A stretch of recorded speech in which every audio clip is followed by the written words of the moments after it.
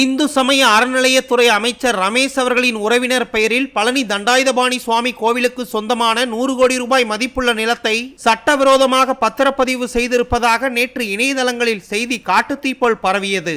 இதுகுறித்து இன்று பேட்டியளித்த இந்து சமய அறநிலையத்துறை அமைச்சர் ரமேஷ், தவறு நடந்திருப்பது உண்மைதான், ஆனால் எனது உறவினர் பெயரில் சொத்து வாங்கப்பட்டிருப்பதாக பரப்பப்படும் தகவல் உண்மைக்கு புறம்பானது என்றும், சட்டவிரோதமாக பத்திரப்பதிவு செய்த சார்பதிவாளர் ஜஸ்டின் மணிகண்டன் சஸ்பெண்ட் செய்யப்பட்டுள்ளார் எனவும் குறிப்பிட்டிருந்தார். மேலும் எனது உறவினர்கள் பெயரில் சட்டவிரோதமாக பத்திரப்பதிவு நடந்திருப்பதாக பொய்யான செய்தியை பரப்புவோர் மீது சட்ட ரீதியாக நடவடிக்கை எடுக்கப்படும் என அமைச்சர் ரமேஷ் கடுமையாக எச்சரிக்கை விடுத்திருக்கிறார். திண்டுக்கல் மாவட்டம் பழனி முருகன் கோவிலுக்கு சொந்தமான 100 கோடி ரூபாய் மதிப்புள்ள 1.5 ஏக்கர் நிலத்தை கடந்த 2025ஆம் ஆண்டு இலவச வாகன நிறுத்துமிடமாக அறநிலையத்துறை அறிவித்திருந்த நிலையில் 2026 ஜூலை 6ஆம் தேதி அந்த நிலமானது தனிநபர்கள் 20 பெயரில் பத்திரப்பதிவு செய்யப்பட்டிருந்தது.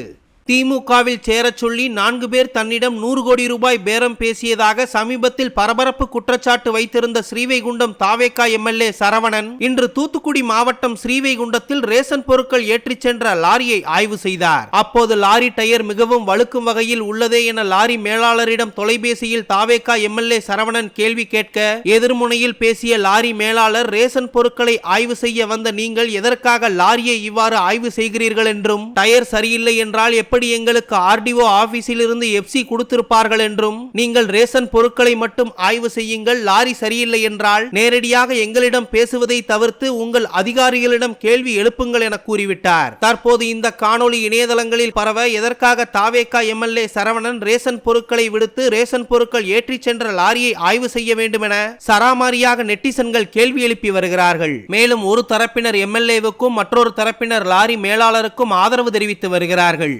அரசு பள்ளி மாணவியிடம் அநாகரிகமாக கேள்விகளை கேட்டுவிட்டார் என்று அமைச்சர் கீர்த்தனாவை இணையவாசிகள் பலரும் வசைபாடி வருகிறார்கள். நேற்று விருதுநகர் மாவட்டத்தில் ஒரு அரசு பள்ளியில் திடீரென ஆய்வு மேற்கொண்டார் தொழில்துறை அமைச்சர் கீர்த்தனா. அப்போது ஒரு வகுப்பறைக்குள் நுழைந்து ஒரு மாணவியை அழைத்து வாட் இஸ் யுவர் ஃபாதர் என்று அமைச்சர் கீர்த்தனா கேட்க அந்த மாணவி குழம்பி போனார். காரணம், what is your father profession என்பதற்கு பதிலாக வாட் இஸ் யுவர் ஃபாதர் என்று அமைச்சர் கீர்த்தனா கேட்க அந்த மாணவி என்ன கேள்வி கேட்கிறார் என்பது அறியாமல் குழம்பி போனார். உடனே அமைச்சர் கீர்த்தனா சிரித்தபடியே அங்கிருந்த ஆசிரியை ஒருவரை அழைத்து, நான் ஆங்கிலத்தில் பேசுவது இந்த மாணவிக்கு புரியவில்லை, இதுபோல் கடைசி பெஞ்சில் இருப்பவர்களுக்கும் புரியாது என்றே நினைக்கிறேன், எனவே அனைவருக்கும் ஆங்கிலம் கற்றுக் கொடுங்கள் என ஆசிரியையிடம் கூறியிருந்தார். இந்த காணொளி இணையத்தில் காட்டுத்தீ போல் பரவ, அமைச்சர் கீர்த்தனாவுக்கே சரியாக ஆங்கிலம் தெரியவில்லை, அவர் எப்படி அங்கிருக்கும் மாணவிகளிடம் ஆங்கிலம் எதிர்பார்க்கிறார் என்றும், ரீல்ஸ் மட்டும் போட்டால் போதாது, ஆங்கிலத்தை முறையாக கற்றுக்கொண்டு ஆய்வுக்கு செல்லுங்கள் எனவும் குறிப்பிட்டிருக்கிறார்கள்.